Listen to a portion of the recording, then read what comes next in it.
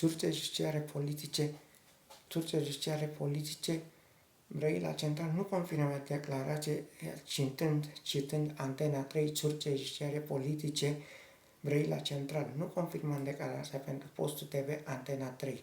Antena 3 să meargă către biroul de presă București Central și către DICOT București Central și către OSIM și către CNA. Să întrebe cumva, nu confirmăm noi declarația pentru Antena 3 cu surse judiciare politice, citând Antena 3, surse judiciare politice, Brăila Central. Și noi nu confirmăm această declarație către articole TV sau online. Și mergeți către biroul de presă București Central și către DICO și către OSIM și CNA. Dacă CNA nu confirmă că noi nu am declarat pentru postul TV Antena 3, Antena 3 este obligat să șteargă maxim în 15 zile brandul surse judiciare politice care n-au declarat pentru Antena 3 București Central.